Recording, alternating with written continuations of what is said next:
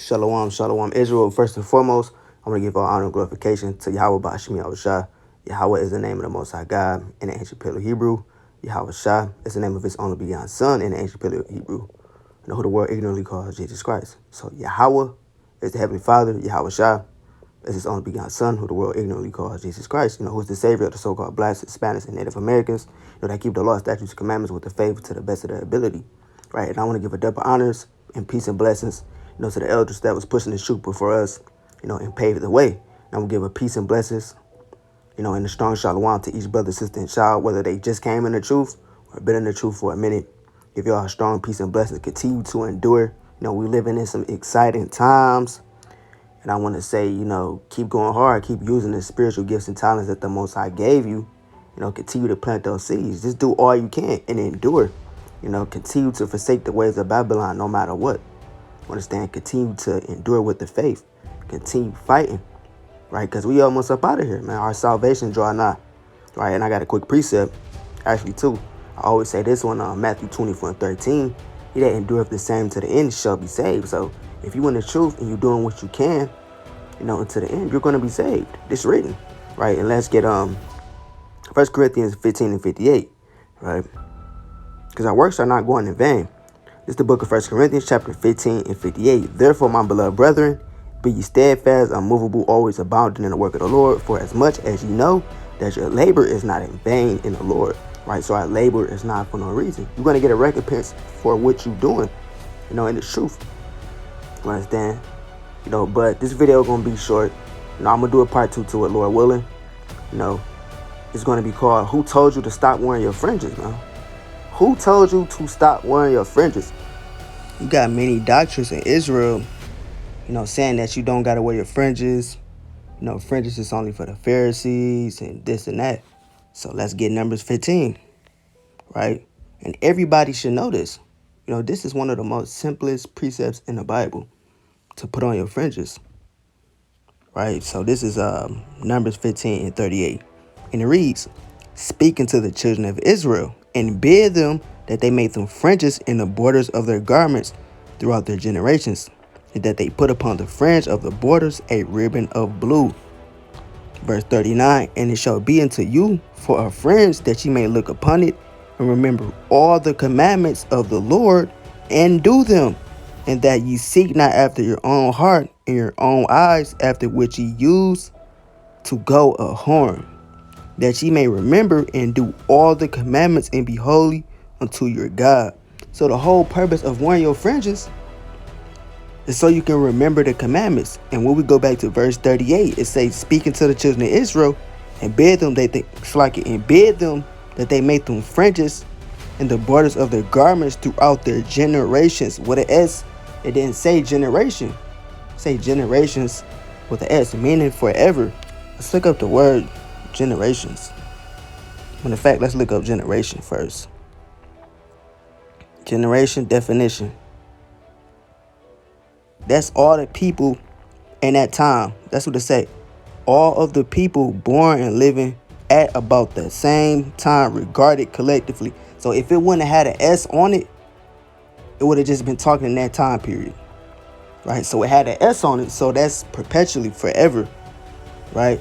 So think about this saying, out of sight, out of mind. If you're not seeing your fringes, you're not going to remember the commandment. It's going to be out of your mind.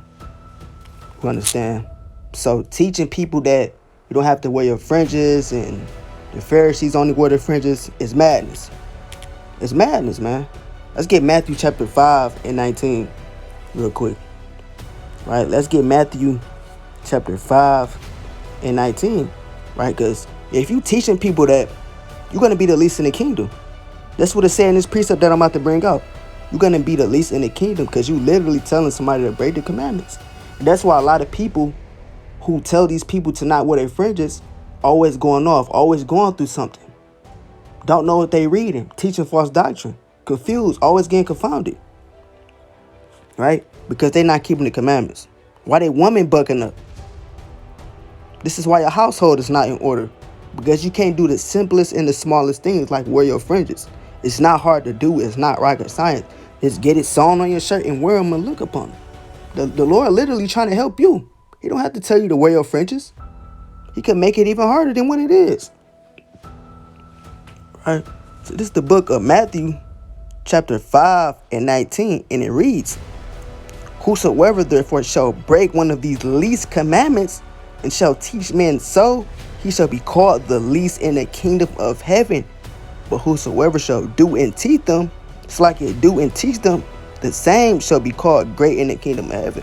Right? So you're going to be great in the kingdom of heaven if you're doing these least commandments. And that's one of the smallest commandments. It's wearing your fringes. Right? People think, like I was saying earlier, people think, this is not going to get you in the kingdom of heaven. How is it not going to get you in the kingdom of heaven when it's literally a commandment? That don't even make sense. Keeping all the commandments to the best of your ability is what's going to get you the kingdom of heaven. No, not skipping and picking and choosing what you want to, keep. It's like saying, look, Lord, I want to keep Passover, but I don't want to keep Purim. No, it don't work like that. You can't pick and choose. Who are you? It's like saying, I don't want to love my brother today. That's off and it's wicked. Right? Let's get Galatians chapter 5 and 9. Because something that small is going to continue to grow. Only thing you need is something, Slacky. The only thing you need is something that small for you to get casted out of this truth. Or to get in worse doctrines that you already in if you believe in that. Right? So let's get Galatians chapter 5 and 9. It reads, "A little leaven up the whole lump." It's going into sin, man. Just a little bit of sin, just a dash of sin that you know you can get rid of. It's going to grow. It's really going to grow. And now you in a whole nother doctrine. Now you don't believe in the Bible no more.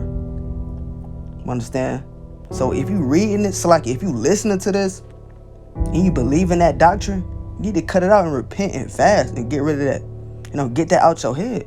Because you literally saying you don't have to keep a commandment that the Lord just literally said keep. When did he say cast away that commandment? When did he say that?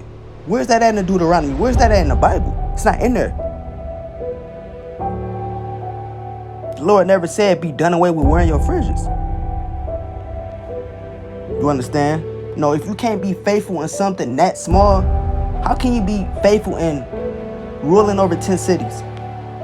Running a congregation, if you can't do something that little? That's so easy, man. That's nowhere near rocket science, man. The Lord is literally helping you. He loves you enough to give you a physical reminder. Let's get Luke 16 and 10. Luke 16 and 10. Real quick. And then we'll end it with that. So this is the book of Luke, chapter 6. Luke 16 and 10. Straight to the point. It say, he that is faithful in that which is least is faithful also in much. So if you could be solid, loyal in the smallest things, like wearing your fringes, it's going to give the Lord know all things. It's going to let the Lord know you can be solid in running a congregation and having 2 cities. He that is unjust in the least is unjust also in much.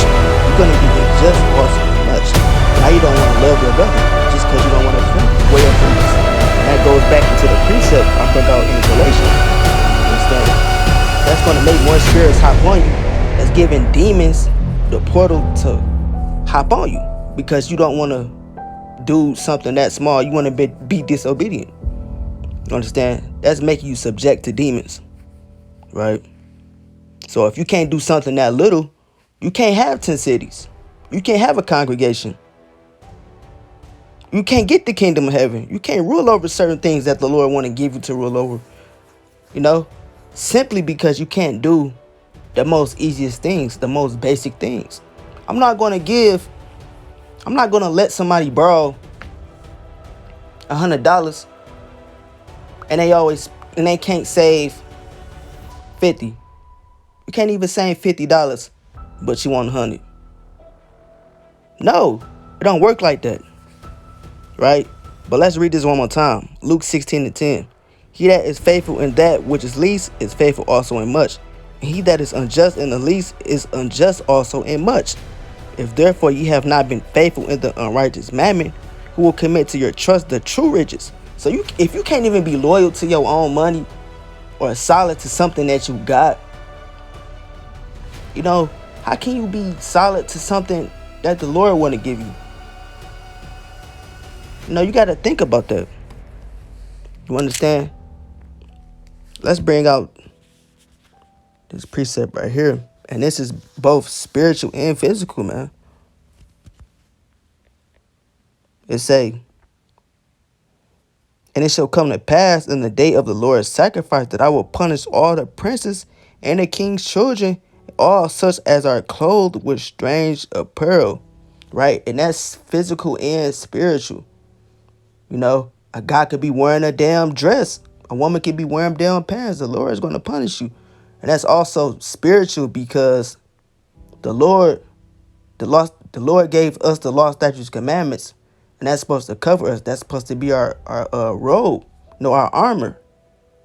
If you got on strange apparel, you got on all these robes of different philosophies, from these other nations, the Lord is going to destroy you. So it's double fold. Yeah, I think that's it. It say, I will greatly rejoice in the Lord. My soul shall be joyful in my God, for he hath clothed me with the garments of salvation. He hath covered me with the robe of righteousness, as a bridegroom decketh himself with ornaments, as a bride adorneth himself with her jewels. So that robe of righteousness is the keeping of the commandments. Understand? Let's get one more. Slightly. Let's get one more. I don't know, my phone acting up.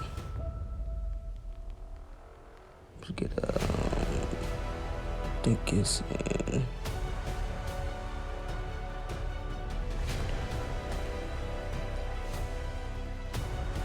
Shit. Slightly.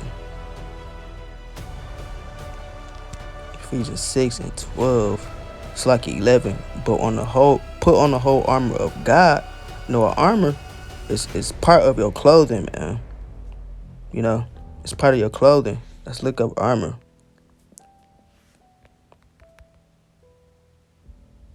Back in the ancient times, they had armor like this to protect you. Clothing like this, part of your garment. Right? They got different forms of armor. But this is just one of them. Right? So let's read this one more time. Ephesians 6 and 11. Put on the whole armor of God, that ye may abide to stand against the wiles of the devil. So you putting on that breastplate of righteousness, the clothing of righteousness, things in that nature that's going to protect you, from these demons. And a lot of people don't understand why they're going through hell, why they don't understand the Bible, and why the Lord not increasing them is because they can't even do the simplest things that the Lord told them to do, which is wear your damn fringes. It's not hard. Just do it. Stop being, stiff-necked and disobedient. Because we all know that rebellion is as the sin of witchcraft, right? And everybody know this precept in Exodus 22:18, thou shalt not suffer a witch to live, right? So essentially, you doing the sin of witchcraft, understand? And you don't go to war, without all your utensils, understand? You don't go build a house, without all your utensils, because it's not going to be built correctly. You're not going to be prepared for that war. You're not going to win that war if you're not prepared for it, understand? So this is a spiritual battle. You have to always be prepared, to fight these demons, and that's just one small part of it. Wearing your fringes, you understand? That's a part of fighting a war. Doing as the Lord commanded you to. You understand? The Lord is going to see that. He's going to see that you putting your all into it. The truth. By keeping everything to the best of your ability. No, we're not just justified by our works. No.